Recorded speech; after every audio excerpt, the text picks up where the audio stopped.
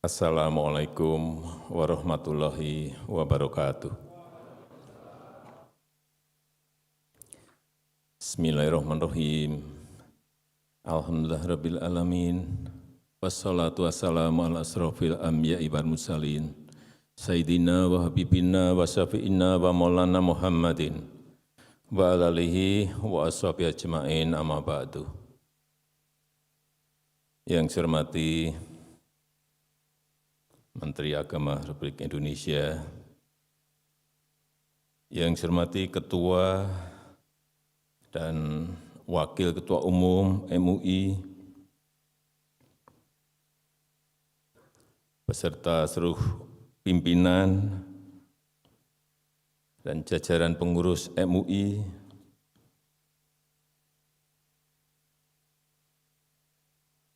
yang saya hormati para pimpinan dan Dewan Direksi Bank Syariah, para pimpinan Ormas tingkat nasional, asosiasi dan lembaga keuangan syariah yang hadir, Bapak Ibu sekalian yang saya hormati. Tadi saya disiapkan bahan sambutan seperti ini banyaknya. Tapi setelah saya mendengar tadi Dr. Buya Anwar Abbas menyampaikan itu, saya enggak jadi juga pegang ini. Saya akan jawab apa yang sudah disampaikan oleh Dr. Buya Anwar Abbas. Akan lebih baik menurut saya di dalam forum yang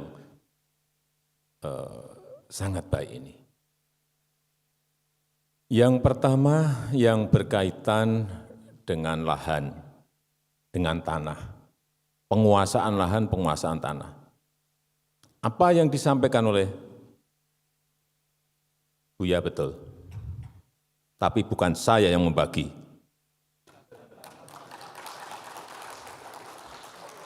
Ya harus saya jawab, harus saya jawab. Dan kita sekarang ini dalam proses mendistribusi reforma agraria yang target kita sudah mencapai 4,3 juta hektar dari target 12 juta yang ingin kita bagi. Dan saat ini kita sudah memiliki bank tanah. Akan kita lihat HGU, HGB yang diterlantarkan semuanya. Mungkin insya Allah bulan ini sudah saya mulai atau mungkin bulan depan akan saya mulai. Untuk saya cabut satu persatu. Yang diterlantarkan karena banyak sekali. Konsesinya diberikan, sudah lebih 20 tahun, lebih 30 tahun, tapi tidak diapa-apakan. Sehingga kita tidak bisa memberikan ke yang lain-lain. Tetapi kalau Bapak Ibu semuanya, saya pernah menawarkan ini waktu pertemuan di Persis di Bandung. Karena ada yang menanyakan juga masalah itu, saya jawab sama. Kalau Bapak Ibu sekalian, ada yang memerlukan lahan dengan jumlah yang sangat besar, silahkan sampaikan pada saya. Akan saya carikan, akan saya siapkan. Berapa? 10.000 hektar? Bukan meter persegi, hektar. 50.000 hektar.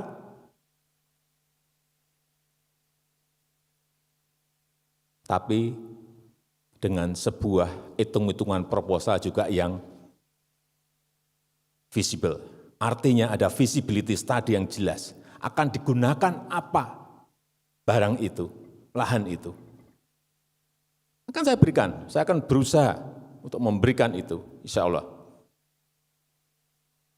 Karena saya juga punya bahan banyak, stok, tapi enggak saya buka kemana-mana. Kalau Bapak Ibu sekalian ada yang memiliki, silahkan datang ke saya diantar oleh Buya Anwar Abbas. Ya saya juga dipikir saya enggak kepikiran, Gini rasio waktu saya masuk 0,41 lebih. Kepikiran Bapak Ibu sekalian. Gap seperti itu kepikiran. Jangan dipikir saya nggak kepikiran. Karena saya merasakan, jadi orang susah, saya merasakan betul.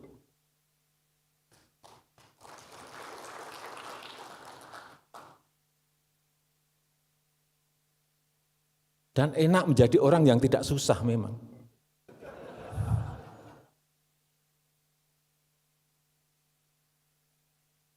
Silakan. Untuk apa? Tapi jangan menunjuk, Pak saya yang di Kalimantan saja. Jangan. Saya yang memutuskan, oh Bapak butuh 10.000 ya, saya berikan ada ini di Sumatera. Oh 50.000 saya ada ini di Kalimantan, silakan. Dengan sebuah visibility yang hitung-hitungan dan kalkulasinya jelas. Jangan sampai kita berikan, tahu-tahu diambil juga yang itu lagi.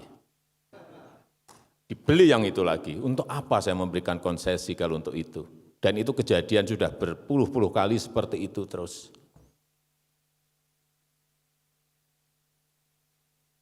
Akan banyak nanti bank tanah kita ini sudah ada yang mengomandani, akan banyak sekali yang kita cabuti. Ini sudah lebih dari 20 tahun, lebih dari 30 tahun, enggak. Masukkan ke sini, ke bank tanah. Baik itu HGU maupun HGB.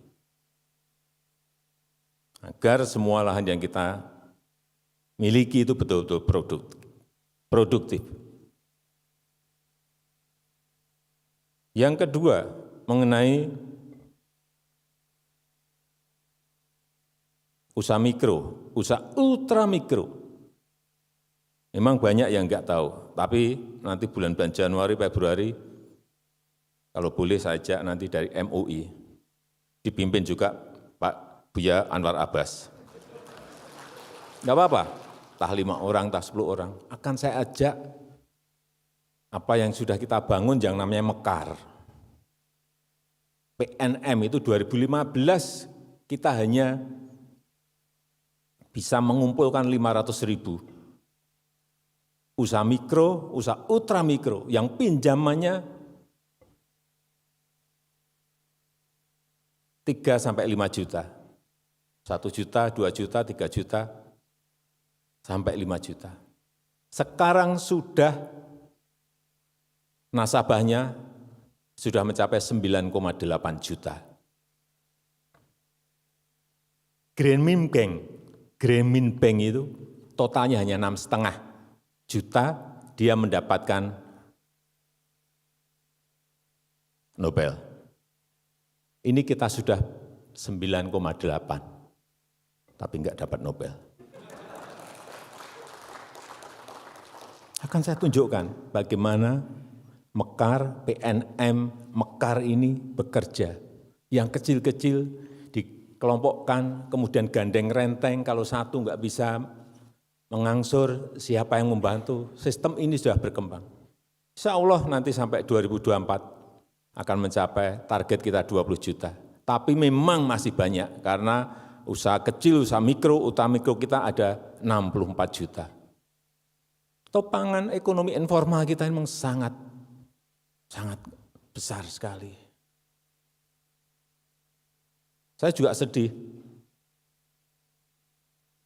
melihat porsi pinjaman bank kita juga. Usaha UMKM hanya diberi 20%. Sisanya yang tengah, yang gede. Kita maksa pun enggak bisa. Karena Pak, kami bekerja itu berdasarkan kalkulasi dan visibility study yang semuanya terkalkulasi. Enggak bisa Bapak mendorong-dorong kami. Enggak, saya kan enggak minta banyak-banyak, saya minta minim 30% saja, tapi naik dari 20.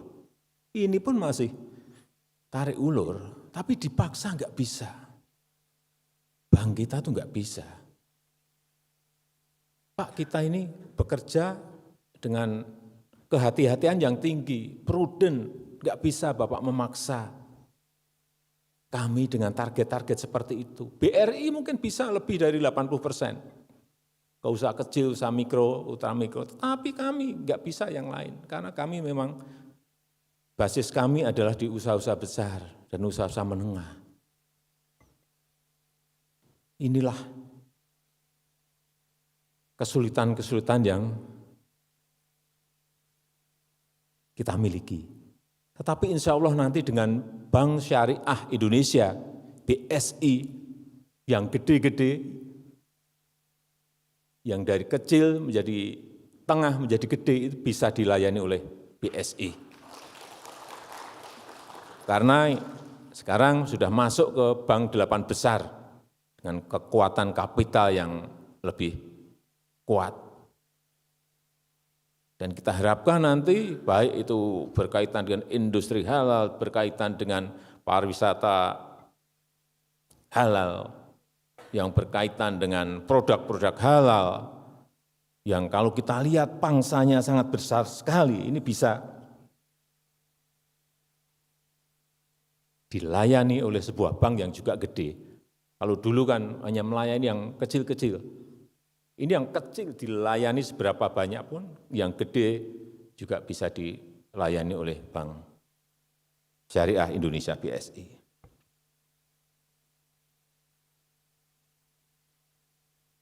Saya juga senang, ini karena sudah menjawab 2 hal tadi, saya ingin memberikan posisi ekonomi syariah kita yang tahun 2014 itu pada posisi ranking yang ke-9. 2020-2021 kita sudah naik menjadi peringkat ke-4 dunia. Perkiraan saya insya Allah dalam 3-4 tahun ini akan masuk ke 2 atau ke 1. Kalau growth, kalau pertumbuhannya seperti yang kita lihat sekarang, akan cepat sekali. Pasarnya masuk ke semua negara. Inilah saya kira perkembangan ekonomi syariah kita dalam 6-7 tahun ini, dan